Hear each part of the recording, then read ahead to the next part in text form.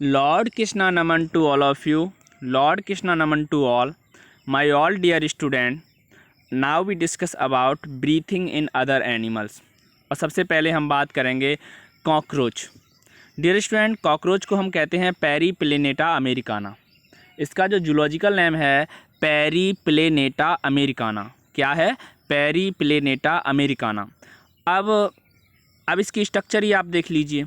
इसमें अगर हम बात करें रेस्पिरेशन की, तो इसमें देखो कुछ स्पाइरकल्स पाए गए हैं। यहाँ पतली पतली ट्यूब्स जैसी स्ट्रक्चर हैं जिन्हें हम स्पाइकल्स कहते हैं। यहाँ पर एयर सैक्स भी देखने को मिल रहा है, एयर सैक है ना, और ट्रैकियल ट्यूब भी है यहाँ पे।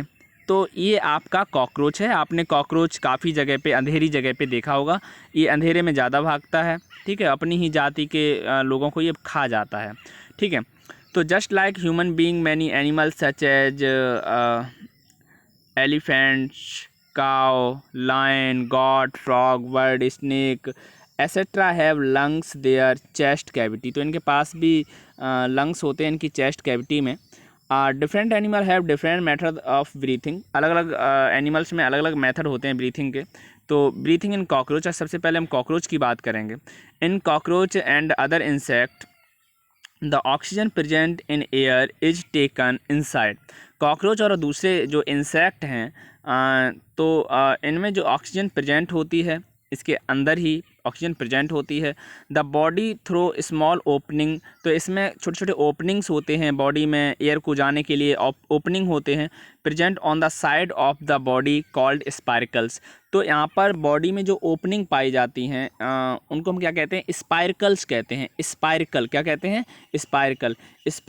स्पाइरकल्स are connect with network of tubes called trachea. और ये स्पाइकल्स जो हैं छोटे छोटे ट्यूब से कनेक्ट हो जाते हैं, जिसे हम ट्रैकिया कहते हैं, ठीक है। यानी कि ओपनिंग जो है उसे स्पाइकल्स कहते हैं। ये स्पाइकल्स जो है ट्रैकिया से कनेक्ट हो जाते हैं। किससे कनेक्ट हो जाते हैं? ट्रैकिया से। हाँ, the oxygen rich air enter the body. अब यहाँ पे क्या होता है? ऑक्सीजन रिच जो एयर होती है वो बॉडी में इंटर कर जाती है थ्रू स्पाइरकल्स टू ट्रेकियल ट्यूब्स। स्पाइकल से ट्रैकियल ट्यूब के द्वारा एंड डिफ्यूज, और इसमें डिफ्यूज हो जाता है। डिफ्यूज मतलब अंदर चला जाना, ठीक है। ऑक्सीजन रिच एयर बॉडी के अंदर जाएगी स्पाइरकल के द्वारा, और ट्रेकियल ट्यूब में क्या हो जाएगी? डिफ्यूज हो जाएगी इनटू बॉडी टिश्यू। ये डिफ्यूज होकर कहाँ पहुँच जाती है? बॉडी टिश्यू में पहुँच जाती है। रीचिंग ईच सेल, प्रत्येक सेल्स में the carbon dioxide that is release from the cells goes. तो यहाँ पर जो कार्बन डाइऑक्साइड है वो रिलीज होती है सेल से, goes into the tracheal tube, और यहाँ पे जो ट्रेकियल ट्यूब है, and move out through the spiracles. तो यहाँ पे जो ऑक्सीजन है वो एब्जॉर्ब कर ली जाती है ना। तो the carbon dioxide that is release, और कार्बन डाइऑक्साइड बाहर निकाल दी जाती है फ्रॉम द सेल से। यहाँ पे कार्बन डाइऑक्साइड सेल से बाहर निकाल दी जाती है। Goes into tracheal tubes and move out, ठीक है। और ये ट्रैकियल ट्यूब से कैसे हो जाती है? Move out through the spiracles. यानी कि स्पाइरकल से एयर अंदर गई और CO2 स्पाइरकल्स के द्वारा बाहर चली गई। तो ये एक प्रोसेस बन जाता है। एयर ट्यूब्स और tracheal are only present in insect. ये केवल इंसेक्ट में पाया जाता है। इंसेक्ट की स्टडी को इंटेमोलॉजी कहते हैं। हम क्या कहते हैं? इंटेमोलॉजी। क्या कहते हैं? इंटेमोलॉजी कहते हैं, ठीक है। Breathing of earthworm. अर्थवर्म में हम केचुआ की बात करते हैं। तो केचुआ जो है इसे हम कहते हैं फेरेटिमा पोस्थमा। क्या कहते हैं? फेरेटिमा पोस्थमा। फेरेटिमा पोस्थमा इसका जो नाम, जूलॉजिकल नाम है वो फेरेटिमा पोस्थमा है, ठीक है। तो अगर हम बात करें केचुआ की, तो exchange of gases in earthworm takes place through the their moist skin.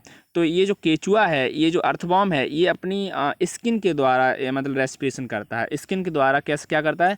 Respiration करता है। इसकी स्किन में ही बहुत सारे पोर पाए जाते हैं, ठीक है। अब हम बात करेंगे ब्रीथिंग इन फ्रॉग। फ्रॉग के बारे में बात करेंगे। फ्रॉग का नाम है राना टिग्रीना। बेटा हमारे भारत में 200 से ज़्यादा वैरायटियाँ मेढक की पाई जाती हैं। तो आपको पता होना चाहिए राना टिग्रीना जो मेढक हैं बरसात के दिन आपको दिख जाएंगे।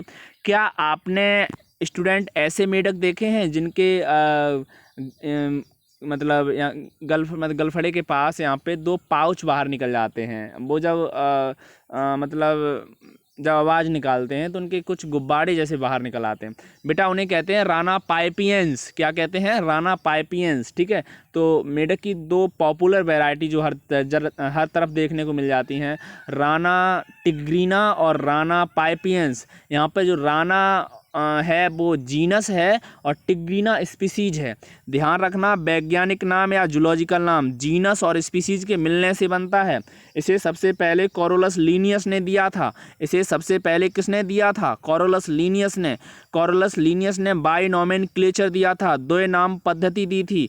उन्होंने विश्व के हर जीव को, हर पौधे को एक नाम दिया, क्योंकि रीजन ये था अगर नाम नहीं देते तो बहुत बड़ी प्रॉब्लम थी। क्या प्रॉब्लम थी? जैसे मान लिया हम आलू की बात करें तो आलू पूर्वांचल में उन्हें हम रतालू कहते हैं, है ना, पूर्वांचल वाले लोग रतालू कहते हैं।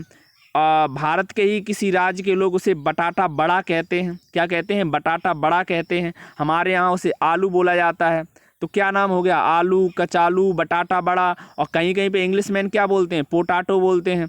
तो इस आलू के ही हज़ारों नाम हैं। जब कोई नेशनल कॉन्फ्रेंस या इंटरनेशनल कॉन्फ्रेंस होगी तो 100% झगड़ा हो जाएगा स्टूडेंट्स। झगड़ा किस बात के हो जाएगा? झगड़ा इस बात पे हो जाएगा कि स्पीसीज तो एक ही है लेकिन उसके नाम अलग अलग हैं।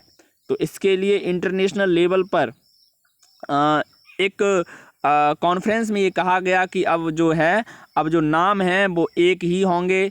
आपके साइंटिफिक नेम होंगे, वैज्ञानिक नाम होंगे। अगर एनिमल्स की बात करें तो हम उसे जूलॉजिकल नेम कहेंगे, प्लांट की बात करें तो हम इसे बॉटनिकल नेम कहेंगे, यानी कि जूलॉजिकल नेम्स और बॉटनिकल्स नेम।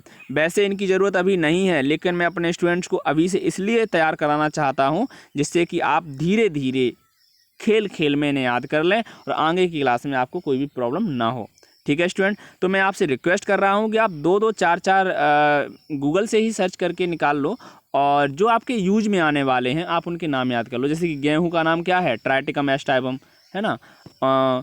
ओराइजा सेटाइवा किसका है? आपका चावल का है। ठीक है, आपका मक्का का क्या है? जिया मेज है। तो बेटा आप याद कर लीजिए। ठीक है स्टूडेंट।